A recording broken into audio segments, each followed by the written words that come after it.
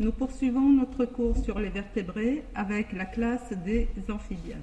Donc un petit rappel au niveau systématique. Nous sommes dans le sous-embranchement des gnatostomes, la superclasse des tétrapodes et la classe des amphibiens. Les amphibiens que l'on appelle aussi batraciens. Amphibien vient du terme amphi qui veut dire double et bios, vie.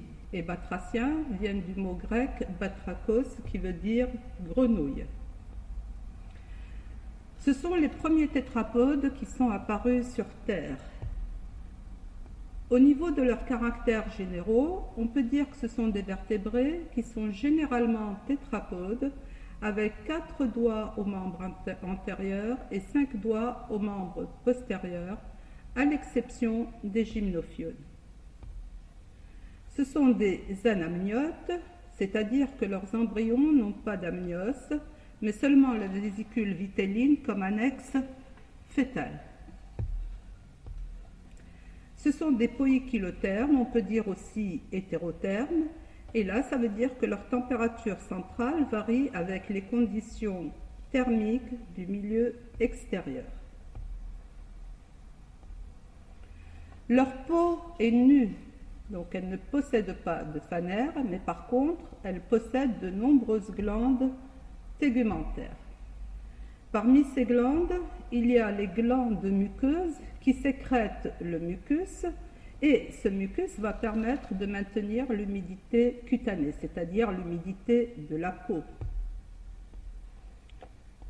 Les glandes séreuses qui sécrètent des substances toxiques.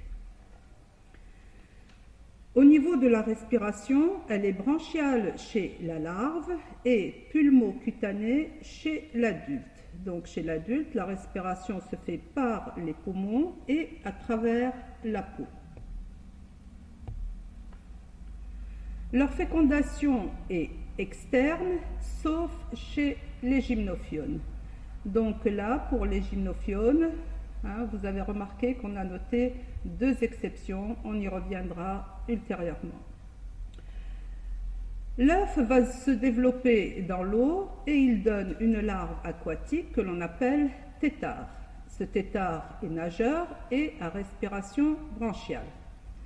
Cette larve va subir une métamorphose pour se transformer en adulte qui est plus ou moins terrestre, marcheur et à respiration pulmo-cutanée. Et donc là, il va mener une vie amphibie. Nous avons ici un cycle de développement d'un amphibien. Alors, nous voyons ici la ponte. De ces œufs va sortir des têtards. Donc, vous voyez ce tétard qui présente une queue qui est natatoire. Et là, nous avons plusieurs stades de développement de ce tétard. Alors, au cours du développement, on voit apparaître les pattes. D'abord les pattes postérieures et ensuite au stade suivant on voit apparaître les pattes postérieures et au stade adulte, pour arriver au stade adulte, il subit une métamorphose au cours de laquelle on va voir qu'il y a disparition de certains organes. Donc, si nous voulons donner une définition de la métamorphose, on dira que c'est un ensemble de processus qui aboutissent au passage d'un plan d'organisation et de fonctionnement à un autre. Elle se caractérise par l'apparition d'organes nouveaux, donc on va voir apparaître les pattes, et la transformation et la disparition d'organes larvaires. Dans certains cas, ce sera les branchies et dans d'autres, ce sera la queue. La classe des amphibiens est subdivisée en 2 sous-classes.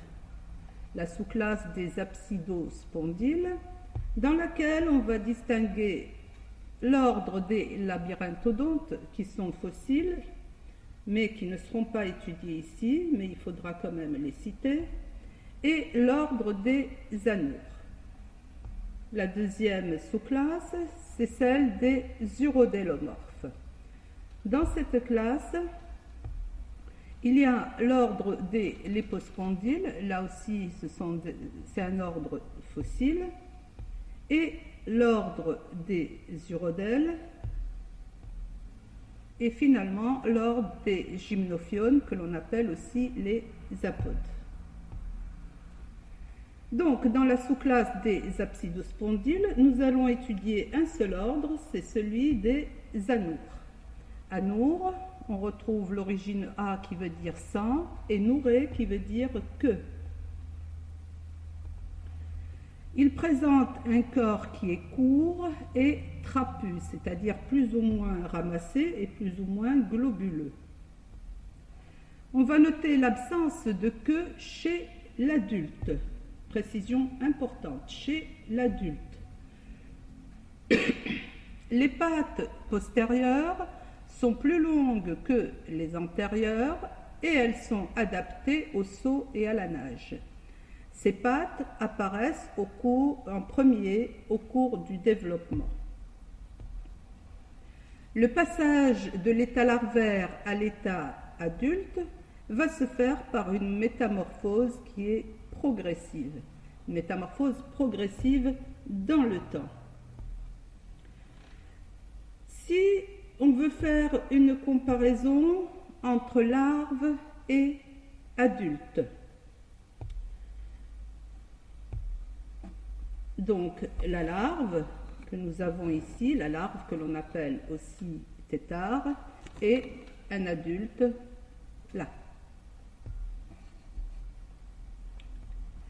La larve est dulcicole, mais l'adulte est plus ou moins terrestre. La larve va respirer par 3 paires de branchies qui sont d'abord externes et qui deviennent ensuite internes. L'adulte va avoir une respiration pulmo-cutanée. La larve possède une queue natatoire, tandis que l'adulte n'a pas de queue, d'où l'appellation d'anoure.